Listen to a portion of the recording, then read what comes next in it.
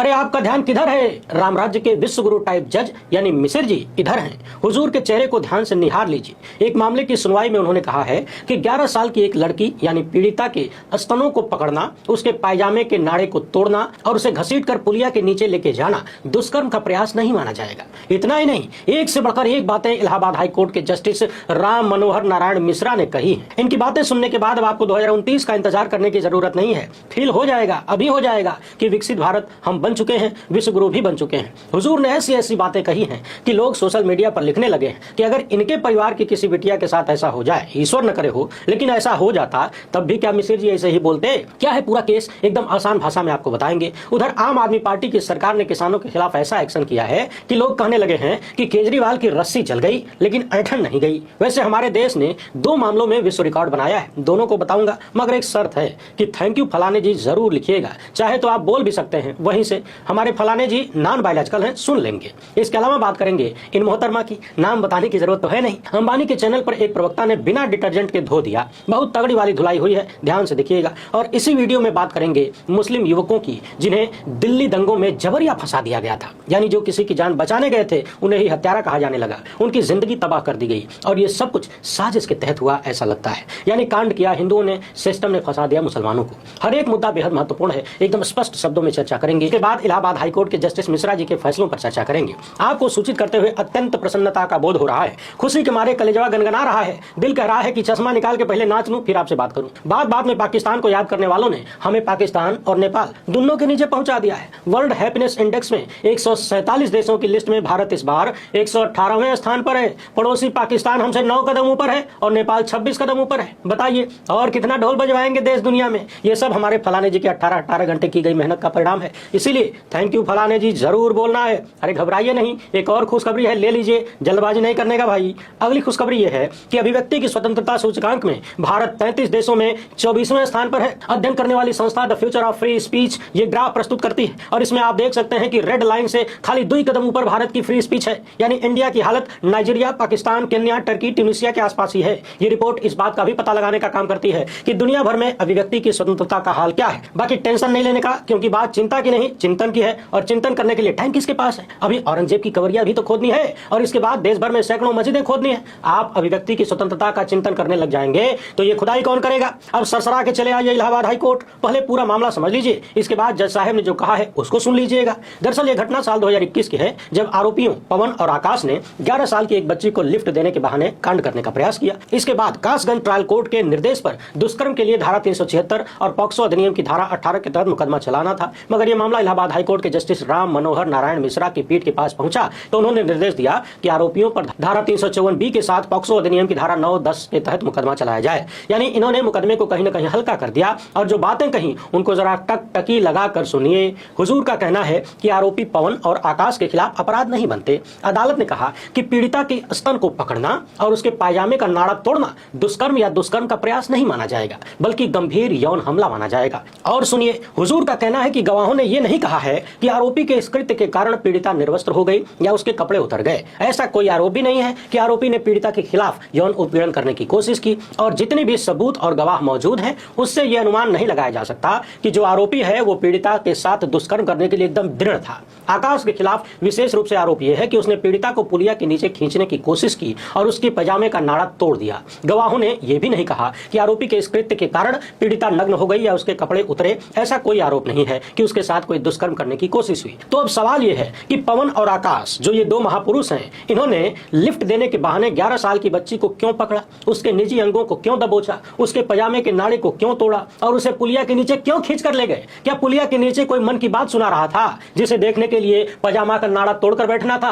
क्या पुलिया के नीचे रामायण का पाठ चल रहा था? क्या पुलिया के नीचे कोई नाले की गैस से चाय बना रहा था? क्या पुलिया के नीचे कोई विश्वगुरु जंगल जंगल घूम के डिजाइन दिखा रहा था जिसे दिखाने के लिए पीड़िता के स्तनों को पकड़ना और उसके नाड़े को तोड़ना जरूरी था? आखिर उस बच्ची को ये दोनों आरोपी पुलिया के नीचे घसीट कर क्यों ले जा रहे थे और उसके साथ अलग अलग तरीके का दुर्व्यवहार क्यों हुआ? क्या इतना सब कुछ देखने के बाद भी जस्टिस मिश्रा को यह नहीं लगता कि आरोपियों ने पीड़िता को पुलिया के नीचे क्यों घसीटा? यहाँ ध्यान देने वाली बात यह भी है कि आसपास के लोगों ने जब हो हल्ला मचाया तो दोनों आरोपी छोड़कर भाग गए। क्या इससे भी जस्टिस मिश्रा को यह पता नहीं चला कि यदि आसपास लोग न होते, बचाव में न आते तो आरोपी पीड़िता के साथ क्या क्या कर सकते थे? हाईकोर्ट का यह कहना कि स्तन पकड़ना, पायजामे के नाड़े को तोड़ना और पुलिया के नीचे घसीटना दुष्कर्म नहीं माना जाएगा, ये बात बात तो मानी जा सकती है, मगर ये दुष्कर्म का प्रयास भी नहीं माना जाएगा। क्या ये बात पचेबल है? आखिर दुष्कर्म का प्रयास क्या होता है? लगे हाथ जस्टिस मिश्रा ये भी बता देते तो कितना अच्छा होता, लोगों को साफ साफ पता चल जाए और पवन तथा आकाश जैसे कथित अपराधियों को भी पता चल जाए कि लड़की या महिला के शरीर का कौन कौन सा अंग पकड़ने पर दुष्कर्म का प्रयास नहीं माना जाएगा, कौन कौन से कपड़े खोलने पर नहीं माना जाएगा, पुलिया के नीचे के अलावा और कौन कौन सी जगह है जहां किसी लड़की या महिला को घसीटने पर दुष्कर्म का प्रयास नहीं माना जाएगा।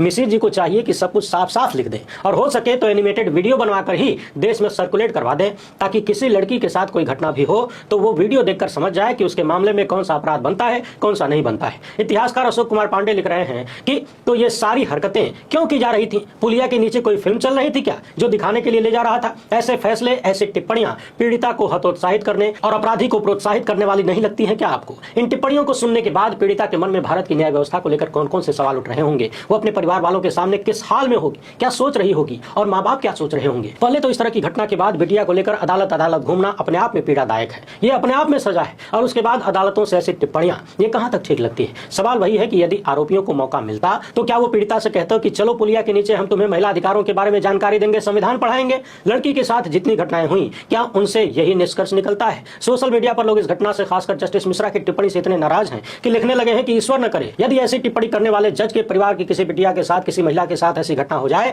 तो भी क्या वो यही बात करेंगे? सवाल ये भी है कि क्या ऐसी टिप्पणियों से इस तरह के जज भारत की न्यायपालिका को बदनाम नहीं कर रहे हैं, भारत की न्यायपालिका में लोगों के भरोसे को कमजोर नहीं कर रहे हैं? हमारी न्याय व्यवस्था का जो नुकसान इलाहाबाद हाईकोर्ट के कई जज लगातार करते हुए दिख रहे हैं, इन सब की भरपाई कैसे होगी? हाल ही में एक जज यादव का मामला सामने आया था जो कि मुसलमानों को कठमुल्ला कह रहे थे। सुप्रीम कोर्ट ने कथित रूप से माफी मांगने को कहा, लेकिन इनकी इतनी चलती है कि सुप्रीम कोर्ट की बात भी नहीं माने और माफी भी नहीं मांगी। और फिर जिसके साथ राज्य का मुखिया खड़ा हो उसे माफी क्यों मांगनी पड़ेगी? एक विश्वगुरु टाइप मामला और देख लीजिए। लोकसभा में कांग्रेस सांसद केसी वेणुगोपाल और कृष्ण नामदेव ने महाकुंभ में हुई भगदड़ में मौतों और घायलों के बारे में जानकारी मांगी तो केंद्र सरकार के गृह मंत्रालय ने कह दिया कि देखो भैया, महाकुंभ में कितने मरे और कितने घायल हुए हमारे पास कोनो जानकारी नहीं है, ये राज्य की व्यवस्था है, राज्य का विषय है, हम कुछ नहीं जानते हैं। तो अब सवाल ये उठता है कि उसी महाकुंभ में प्रधानमंत्री का चेहरा क्यों चमका रहे थे? जगह जगह हर 10 कदम पर पोस्टर लगाकर महामानव दिखाने की कोशिश क्यों हो रही थी? ये तो वही बात हो गई कि बने तो हमारी बिगड़े तो तेरी। जब वाहवाही लूटनी हो तो कूद कूद के लूट लिया जाता है, जब जवाबदेही की बात आ जाए तो दुम दबा के फूट लिया जाता है। वैसे यहाँ भी टेंशन मत लीजिए,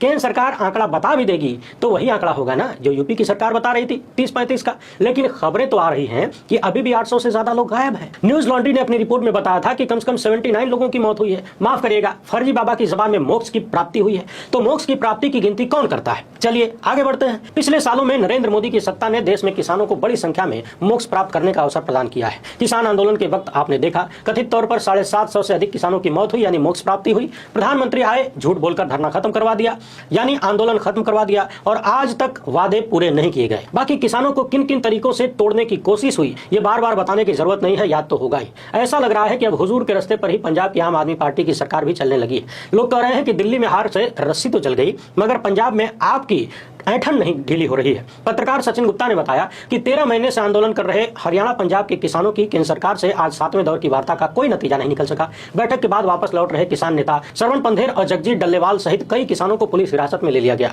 बाकी किसानों को भी हटाया गया। पंजाब हरियाणा के शंभू बॉर्डर से पुलिस ने किसानों को हटाना शुरू कर दिया। मंच पर लगे पंखे, लाइट खुद पुलिस वालों ने उतार दिया। टेंट वगैरह पर आम आदमी पार्टी की सरकार ने बुलडोजर चलवा दिया। कांग्रेस ने लिखा कि सत्ता के नशे में चूर आम आदमी पार्टी ने किसानों के खिलाफ ही मोर्चा खोल दिया है। पूरे पंजाब में किसान नेताओं को पकड़ पकड़ के गिरफ्तार किया जा रहा है। भूख हड़ताल कर रहे किसान जगजीत सिंह डल्लेवाल को भी पंजाब पुलिस ने गिरफ्तार कर लिया। किसानों को हर तरह से प्रताड़ित किया जा रहा है। अपनी जायज मांग को लेकर किसान आंदोलन कर रहे हैं, उन्हें पुलिस लगाकर मारा जा रहा है। इतना ही नहीं, शंभू बॉर्डर से किसानों के मंच तक उखाड़ दिए गए। ये साफ तौर पर आम आदमी पार्टी की तानाशाही है। किसानों पर की जा रही ये कार्रवाई सरासर गलत है। इसकी जितनी निंदा की जाए कम है। मुख्यमंत्री भगवंत मान के सत्ता के नशे को जनता ही उतारेगी। अब वक्त आ गया है। किसान नेता राकेश टिकैत ने लिखा है कि एक तरफ आंदोलन कर रहे किसानों से सरकार बात कर रही है, दूसरी तरफ उन्हें गिरफ्तार कर रही है। हम सभी किसान संगठन हर संघर्ष के लिए तैयार हैं। अब सबसे पहले दिल्ली दंगों के मसले को देख लेते हैं। इसके बाद रूबिका मैडम के साथ जो हुआ है, उन्होंने जो किया है उस पर बात करेंगे। दिल्ली दंगों में बब्बू नाम के एक व्यक्ति की मौत हुई थी और उसके आरोप में, यानी हत्या के आरोप में 11 मुस्लिम युवकों को पकड़ा गया था। मगर जब मामला अदालत में गया तो पता चला कि मरने वाले की पिटाई में मुस्लिम समुदाय की भीड़ की कोई भूमिका ही नहीं थी, बल्कि वो लोग सहानुभूति रखने वाले थे, यानी बचाने वाले थे। और हिंदुओं की भीड़ ने, यानी 8 हिंदुओं ने मिलकर बब्बू नाम के व्यक्ति को मार दिया। एक बार फिर से सुनिए। 8 हिंदुओं ने मिलकर बब्बू नाम के व्यक्ति को मार डाला। उसे बचाने के लिए 11 मुस्लिम व्यक्ति यानी उसकी मदद करने के लिए 11 मुस्लिम व्यक्ति पहुंचे थे, मगर आरोप लगा दिया गया मुसलमानों पर और अब अदालत में पता चला कि मुस्लिम व्यक्ति निर्दोष थे और मारना तो दूर की बात है, वो बचाने जा रहे थे। मारने वाले 8 हिंदू समुदाय के थे और दिल्ली पुलिस ने 11 मुसलमानों को गिरफ्तार कर लिया। वो तो अच्छा हुआ कि एक वीडियो सबूत मिल गया जिसकी वजह से 11 निर्दोष मुसलमान बच गए और 8 हिंदू समुदाय से आने वाले कथित हत्यारे पकड़े गए जिन पर अपराध तय हुआ। अब आप कल्पना करिए कि देश का पुलिस या सिस्टम किस रास्ते पर चल रहा है, किस तरह से काम कर रहा है। और उन 11 मुस्लिम व्यक्तियों के बारे में सोचिए, उनके परिवार के बारे में सोचिए कि साल 2020 के दंगे के बाद इन परिवारों पर क्या गुजरी होगी। इन 11 मुसलमानों को किस किस तरह की यातनाएं झेलनी पड़ी होंगी सिर्फ इसलिए कि उन्होंने बब्बू नाम के एक व्यक्ति को जिसे मारा पीटा जा रहा था उसके प्रति सहानुभूति रखी, शायद उसे बचाने का प्रयास किया। और देश में इस तरह की मानसिकता को बढ़ावा देने में गोदी मीडिया का सबसे बड़ा रोल है। हर जगह आग लगाने, नफरत फैलाने में गोदी मीडिया नंबर 1 है और गोदी मीडिया में महिला लपट झंडियों की लाइन में रूबिका लियाकत टॉप पर आते हैं। ये तो आप जानते ही हैं। आपको भी पता है कि गोदी मीडिया के लिए इस वक्त बहस का मुद्दा क्या है। वही औरंगजेब, फिर औरंगजेब की कब्र खोदने के नाम पर प्रदर्शन में कथित रूप से कुरान में लिखी आयतों की बेअदबी, इसके बाद माहौल खराब होना। इसी मामले पर मैडम मुर्गा लड़ाई कर रही थी, वही जो दिन भर दिन रात करती हैं। किस तरीके से चिल्ला चिल्ला कर झगड़ा करते हैं ये बताने की जरूरत तो है नहीं। फिर क्या था, MIM के प्रवक्ता असीम वकार भी गुस्सिया गए और कहने लगे कि मैडम हमको बोलने दीजिए, भाषण मत दीजिए, हमारी बात भी सुनिए, अब मैं 2 मिनट में धो दूंगा। इतना सुनते हैं कहने लगे कि बदतमीजी मत करना और दूसरी तरफ से भी यही आवाज आने लगी। फिर क्या था, रूबिका ने कहा कि हटाओ इसको, बेशर्मी की हद है यहाँ पर। यानी रूबिका अपनी ही जबान से कह रही है कि बेशर्मी की हद है यहाँ पर। बेशर्मी की हद ये है कि खाली गोदी मीडिया के लपट झंडी से बेशर्मी कर सकते हैं, दूसरा आदमी बेशर्मी नहीं कर सकता और बेशर्मी ही होती है गोदी मीडिया पर। आप मैडम के चिल्लाने की आवाज सुन लीजिए और कल्पना करिए कि आपके टैक्स का पैसा वर्तमान सत्ता कैसे कैसे लोगों पर लुटा रही है। वैसे सवाल असीम वकार जैसे प्रवक्ताओं से भी होना चाहिए कि क्यों ये लोग गोदी मीडिया के कार्यक्रमों में जाकर अपनी ही कौम को बदनाम करते हैं और भारत का माहौल खराब करने में मदद करते हैं। कितना पैसा मिल जाता है चैनलों से। आप कहेंगे कि अपनी पार्टी की बात रखना तो जरूरी है ना, तो पार्टी की बात सोशल मीडिया पर रखिए ना, अपना खुद का चैनल बना लीजिए। वैसे भी गोदी मीडिया को कितने लोग देखते हैं आपकी कौम के, वहां पर अपनी बात रखिए अपने चैनल पर। हर एक मुद्दे पर जब आपको मालूम है कि गोदी मीडिया में जाकर आप नफरतबाजों का ही काम आसान कर रहे हैं,